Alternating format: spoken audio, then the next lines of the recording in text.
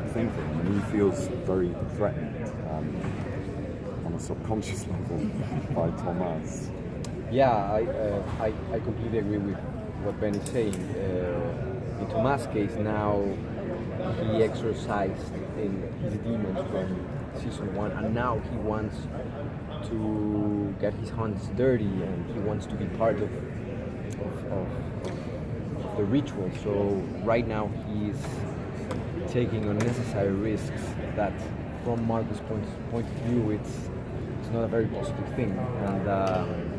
And as Ben said, we are changing, and the Tomas that right now we're seeing on the second season is completely different, and that is something super cool, because you get to not get in a comfort zone, and you're constantly investigating and making it more complex, or at least that's our main motivation for us as actors. So from the first season, were there any scenes that were particularly difficult to film, just because of the content type, or just because it was exhausting? There were 3 episodes that took place in one room, with the exorcism of Casey and Mother Bernadette's, that just felt like they would never end. We were just in that room for weeks and screaming. Not just us, having but things the thrown at whole us. film. Yeah, everyone. It was a tiny, sweaty, hot. The aircon didn't work in that studio, so that was pretty tough going. But not from any kind of emotional level. Just it was really hard work. You know, sometimes you do 16, 17-hour days, and it's that constant shouting, and then Hannah going up on wires and coming down, contact lenses. The whole it was full on. Yeah. Well, I remember when we were shooting the pilot, there was a scene where Marcus is performing an exorcism to Gabriel, a little boy.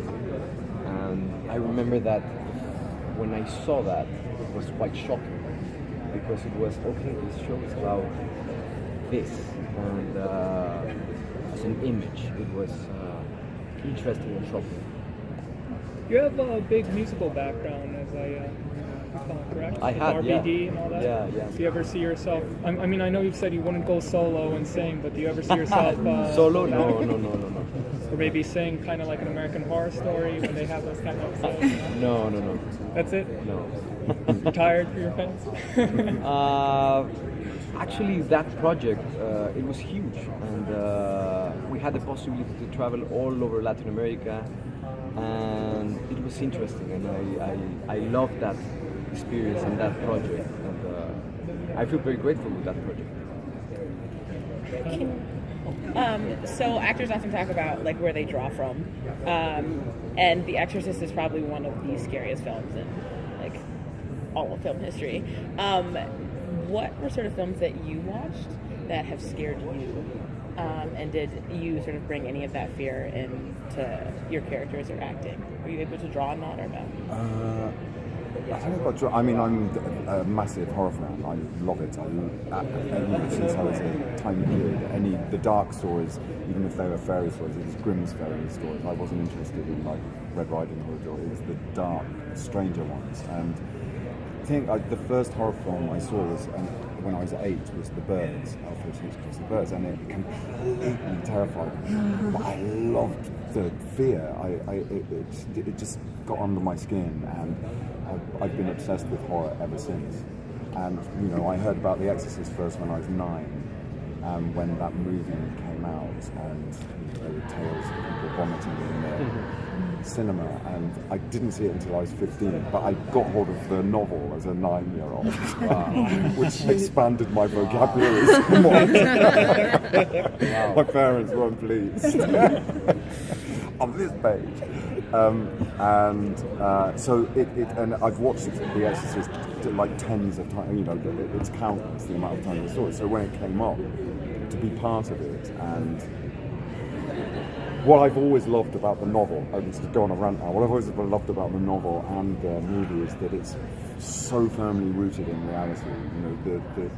Especially the novel has lots of cultural references at the time. It feels very real and grounded, and it was something that Rupert Wyatt, the director of the pilot of the first season, was very keen that we never sent it up. It was never done with a wink. It was always deeply, deeply serious. That the stakes that these people are going through are life and death, and they're really, really high. And it's something that kind of we've retained, and it really, really was, because you just invest in those characters, and it doesn't matter which one of us you happen to go to. Everyone is really invested in what they're doing. It's great, yeah. Is it still surreal to be part of that kind of canon that you read as a kid, even though you had a story for Yeah, you? I love it so much, and I love Marcus, and the writers have been fantastic with us both about using lots of our backgrounds, and so I knew where he went to school, I knew the Catholic boys' home that he would have been put in, like it just is there as like a picture in my mind. But so it's the dream job for me. If I had the physical prowess to cartwheel the 20 miles to work every day, I would do it gladly, wearing gloves filled with pin tabs. It's a phenomenal thing to be part of as a horror lover.